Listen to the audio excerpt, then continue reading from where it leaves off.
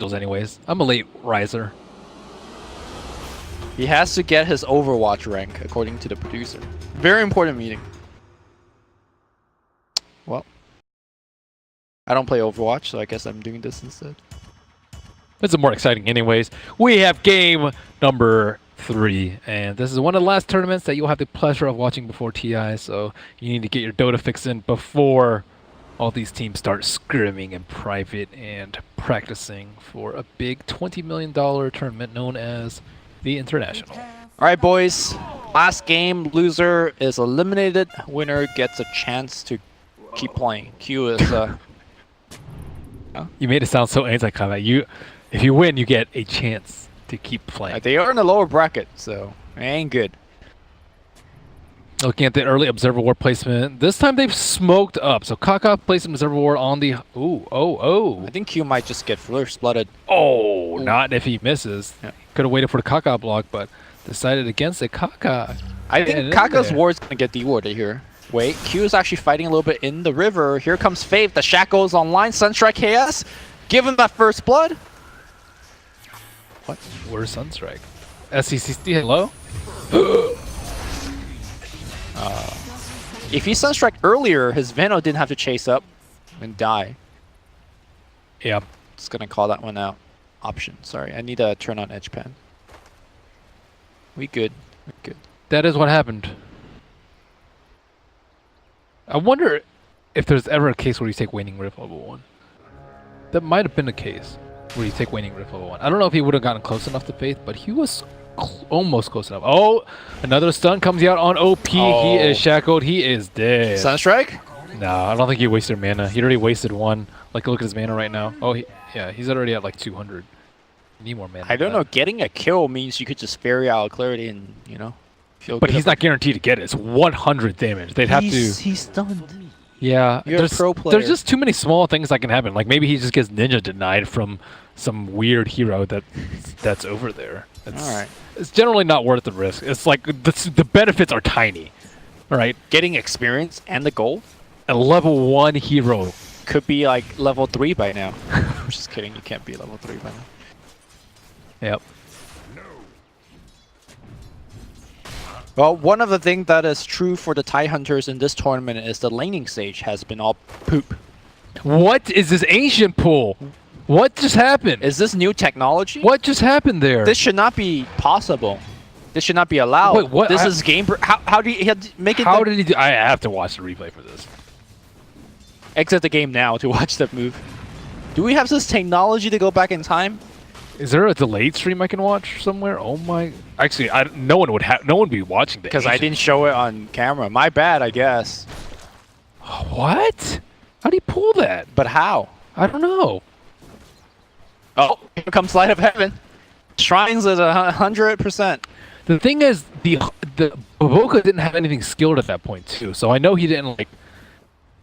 I don't know. Why would you reveal this strategy right now? This is like some TI winning strategy. Maybe it was some other teams used it on them, and then they're trying to jack it so it gets dashed out easy. I guess. Maybe it was a fluke too, for all I know. Maybe it was like. We'll have to watch. I actually can't. I actually don't know what happened. I can't even fathom something that would happen. Excess might die on top. He gets shackled up. Where's the Sunstrike? Sunstrike! Oh, he waited for the phase. I don't think he waited for the He was phase. just late, actually. Yeah. But, you know, it worked out, so it's fine. The wave that will forever remain mystery. It will be in a mystery for an hour, and then I'm going to download that replay. And then it won't be a mystery anymore. And that'll get patched. Oh, wait. Watch Baboka. He's going to do it again. Okay, I'm watching. Okay, we have to watch this. I don't even care if the top 10 heroes Does it die actually right now. just make it? Is he going to just aggro? Does he? Is that a thing? If you cut down all those trees? He's not even close to where... He's what? tanking. Maybe he just timed it. What? How what? is this... How is it following? What? Why? I don't know. Back. Straight up back. Oh, I think I know what happens. What happens? Break it down. So, I think... So, the leash range only... Like, there's a leash time. So, if a neutral exits its box it's a different box in the spawn box. If it exits out for more than like let's say 2 seconds, then it walks back to the camp. But because he's on the downside of the cliff, it's considered part of the box. So it gets re-aggro essentially. No, the leash time comes from when he leaves the bottom of the cliff, as opposed to when he leaves the top of the cliff. So basically, this is the box, and he drags it kind of back into the box again. Yeah, let's just say his leash. I think the leash box is different than the spawn box, right? So I think his leash box is a little bit to the left, and he was still in the leash box. And then Azrock's gonna change the size of the box, and that's you would just move the leash box to the right a little bit. But at least he did it again, so I saw who did it. Okay, all right. That makes more sense. I thought either it was like some weird like tree popping shenanigans or like quelling blade or TP. I had no idea what was involved. But OP. now A little bit trouble here. Cold Snap, Burrow Strike. Here comes the Night Stalker trying to bail out his friend. There is no mana for Sunstrike, so he's fine. And Bapuka is giving them the beatdowns. But there's a regen top, so never mind. Wait. Bapuka could cancel it, at least. Hit him! he has raindrop. Ooh, I like the... Whoa, it blocked! Yeah, the raindrop. Fine. Yep. Blocked. Back to That is value. You even bait out of bait out of Void as well.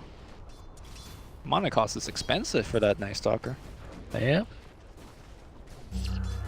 So it's 109's expensive now. Can't willy-nilly fly. So it seems like the Tide is actually getting good lane for the first time ever in this tournament. Well, Weaver is like Gemini's not very strong versus him because he has 2 points of Kragna Show. So like he just blocks a significant amount of damage. He also has 2 TP scrolls in case he even thinks about avoiding him. Not just 1 TP, but 2. Alright, Swarm flying out here, and he TPs. Alright. Yeah. He needed to hit him a couple of times. But then he just walks out of the upheaval though. Yeah, low levels of upheaval. Puck getting an okay amount of creeps, but of course he is somewhat pressured by the Shadow Shaman. Speaking of which, Kaka, 3rd game on Sand King, and constantly just roaming up and down the river, doing exactly this. Dang, burning TP to the shrine for that. Oh, they're going for wraparound on mid lane. There is level 5. Okay, he just hit level 6 on Puck. Or on OP. Yep, however, Storm. Okay, they have a dust prepared as well, and the most important part of that kill, got that infused raindrop charge, man. Economic damage. Economic damage. Looks like he did buy his Gloves of Haste before, so no big deal. Even for SCCC. You just don't expect the early roam coming out from Weaver like that. It was very efficient though because of that shrine. Yeah. I don't know if he was instrumental for that kill, but it was nice to have him there. Having the Swarm tank the tower is a big deal. I don't think that Swarm actually tanked the tower, but I think he adds a lot to tower dives, surprisingly, this early. Oh, burning. Gets rid of that pool. We'll play, we'll play. Moogie, is he a Veno player? I have to see this. I have to check the stats out on these. Is it more of a Veno player or a Veno team, rather? Because I feel like... Veno player, dude. And a team. Yeah, I think it's more... I think it's even. You just... As a Veno player, just plop wards, right? You can't die. Dying sets your team back so much, I think, as Veno.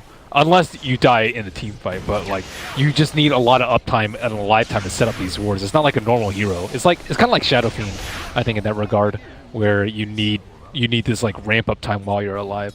Anyways, Venomancer. All right, he's farming them jungle. He is he's played 7 games. He's won 3 out of 7. Okay. And the last time he played it in a competitive game was in 2015. A lot has changed since 2015. Yep.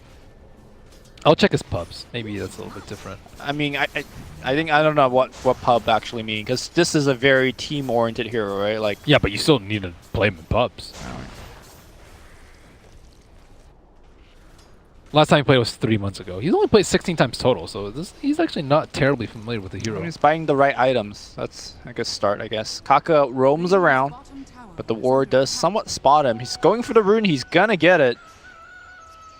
Waning Rift coil, anything? It's going for the kill. Waning Rift, no coil. He's just sitting Sandstorm.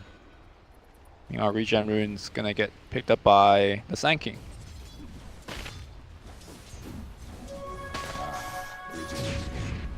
Now they can maybe get a kill on Baboka. No nighttime, so no flying. Long range burrow?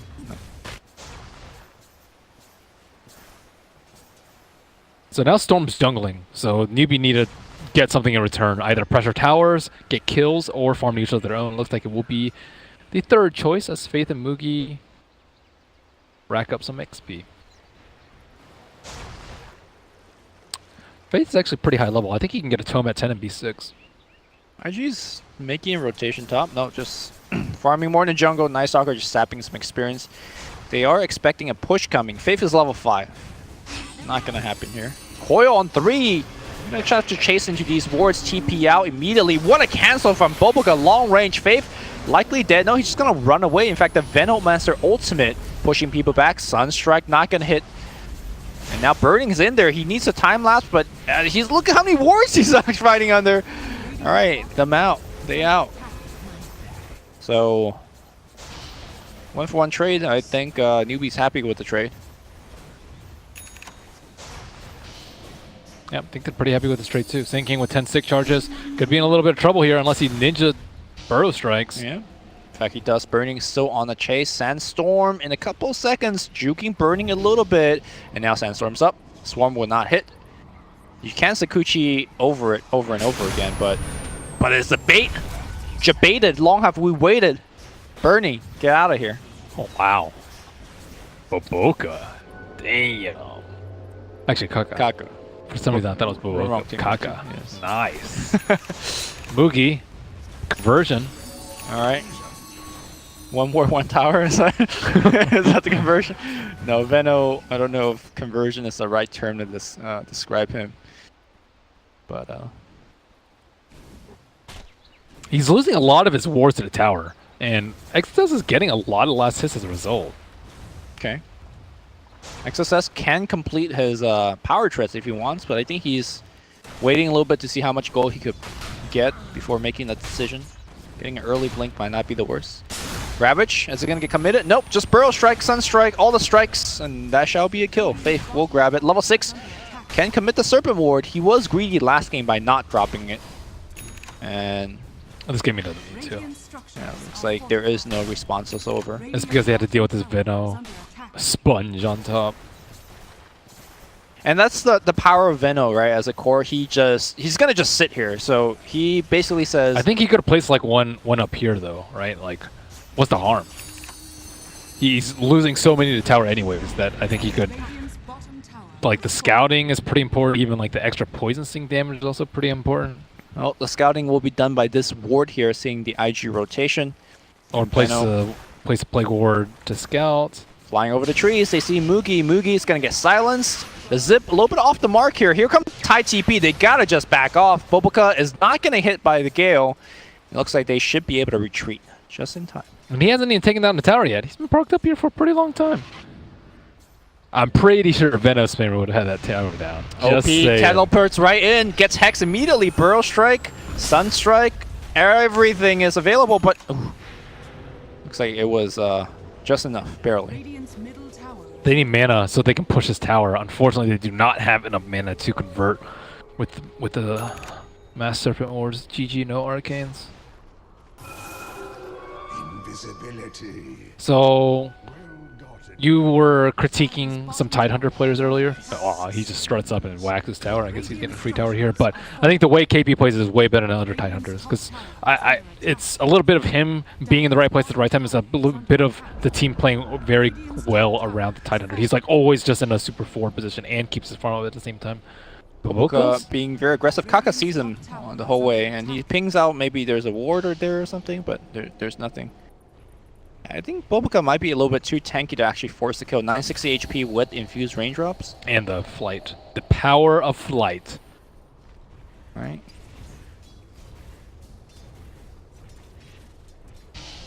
He's seeing if there's anyone else behind him. Oh, they want him. Do they have the dust? They don't. And now Burrow Strike to actually allow the Titan to TP in time. They will just lose Boboka for sure. He got interrupted by Coil in the mid lane. Power of Flight. It's kind of still stuck in here a little bit. And now Veno is spamming down mid. At least he's doing the I know to pressure T1s instead of farming neutrals at this point in the game. T1s are way more important than farming up those newts. There is that big stack though. Boboka just got out early. I don't. Faith probably should just drop wards for it. For the stack? Do you see that stack, dude? Yeah. That would take a long time for a Venom to take out. I mean, KP could take it out. It would still take a pretty long time. They have the regen. I guess they don't have the armor, but they dropped the ward in the mid lane. Learn from last time. So I actually don't think it's really the TIE Hunter player in this tournament that's playing it poorly, but rather the games that he's picked in, right? Remember the last game? It was like Clink's Lich. Like, I don't care what TIE Hunter player you have, it's just not going to win that lane, right? So I think this is actually the first time where I think the draft really helps out the TIE Hunter. I think you're supposed to stack for him, though, in that situation. Like, if you know you're going to have bad lane, you just stack. That's, I think, one of the best parts about TIE Hunter. He can do Ancients very easily. There's not that many offlaners that can do that. Here comes the rotation. Boboka is going to get out the silence, and a couple more right-click will get the kill. Faith. Okay, here comes the TIE Hunter TP again, but okay, nice Gale. That's going to find Boboka. The power of flight. He's out of there, dude. See you, nerds. Oh, wait, no! That is a, some prehistoric play, man. Like, got no bad engines. He's out. Short flight. Space created, I guess. KB itching to use this Ravage. But now they're going to take out this juicy stack, man. It's time. There we go. Ravage that. Please don't Ravage that. Ravage will do so little to that, actually. It was stunned up, though. Is he going to do it right now? Start anger smashing it. Oh, man. Oh, SAC doesn't even help with it. Gave him Alacrity. That's help. Yeah. Dude, he's doing it slowly. The regen and lifesteal. He's actually not even... Yeah, he's like hammering down the... Finally, the regen's gone. Now focus on the lifesteal. There is that medallion that you mentioned, giving the newbie team a little bit of Roche capabilities. I do like that. They also have minus armor from the Tide Hunter, so... Yep. And a lot of...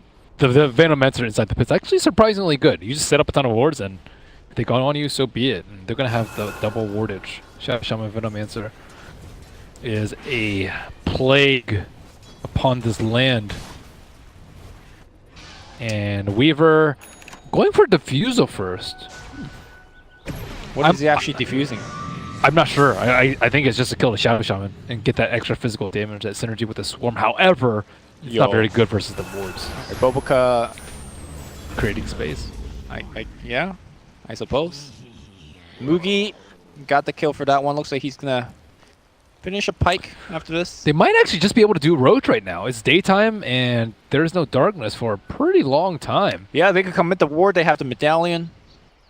Put even Plague Warriors in there. Yep. The only small thing I think they have to worry about is a rock being dropped and Warlock ulti. I mean, they have Ravage, right? Like, Ty just sits outside. Storm can still zip in and steal it, though. Okay.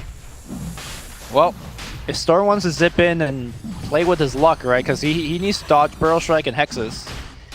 There's a Scouter. Roshan at half HP. It's dropping fast. Night ends right now. There's a blink on Puck, so maybe he can do it the low-risk way. He is... Looks like he's going to just give it up. So good timing here from Newbee. They did commit the Serpent Ward, but I think well worth it here. Certainly so, especially with all the T1s down. You can take all these down systematically. However, Burning is doing the right thing by actually just not getting involved and getting with Pharma while Newbee take down these objectives. And in doing so, he has kept the gold lead pretty close at about 4,000 gold. OP also doing the same thing, just not really getting involved because he's not strong enough to fight.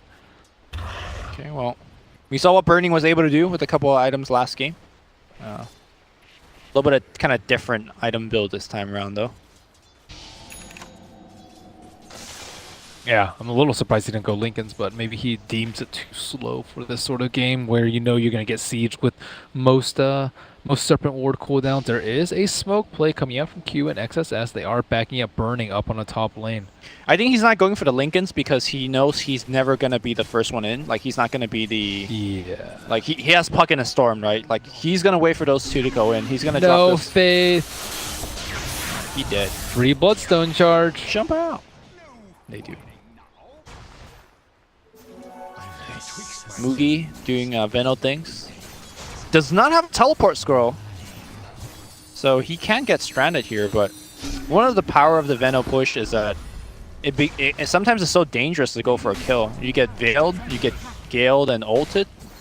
You know, you might just die before you kill him. Oh, this tower is melting. Burning, trying to do a little bit of pushing up top. Dire's top tower is under attack. Radiant's bottom tower has fallen. I am still a little curious about the Diffusal, though, over other builds. Like, if you want straight damage, you can also go Dezo. Dezo's not bad, but I guess Diffusal provides a lot more control to the fight. Still unexpected, I would say.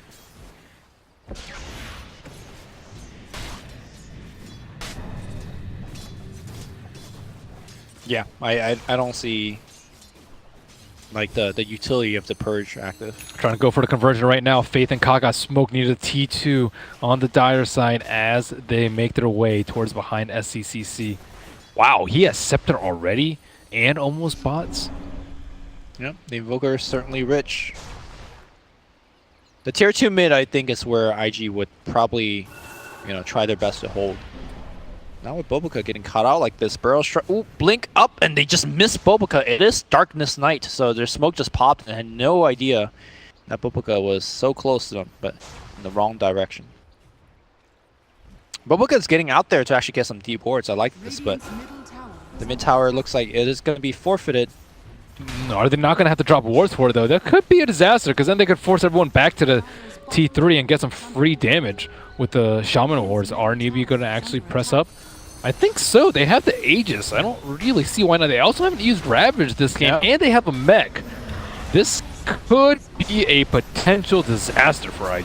All right, Tornado's going to fly. Swarm's going to slow everything down.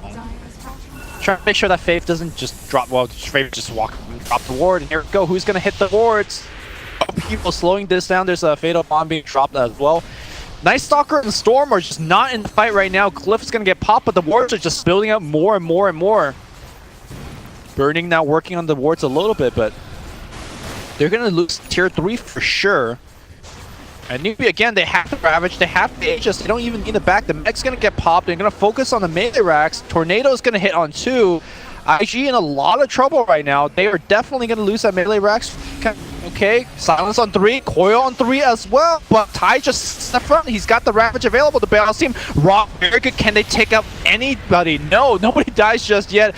SC finally gets his Aegis trigger. The Storm heals everybody back up. He's back in a couple of seconds. No mana up on the Tidehunter. That might be an issue here. Newbee will disengage. Thus finds one Faith. It's going to walk the other direction to bail out his team. Poor Faith. Yeah, Faith does the right thing, but the damage has been done. They take down the melee racks. They lost Mugi, but I think that's pretty inconsequential given how much they've gained. Yeah, the stall was just not enough. They had no way to deal with the wards. This is why I was contemplating Weaver's build. Maybe like a Dragonlance, for example, he can actually attack the wards from further range and stop this slow siege from happening. I think the bigger mistake is the thing you pointed out earlier, which is you need to force them to drop wards for the tier 2. Right? They just kind of gave up tier 2 for free.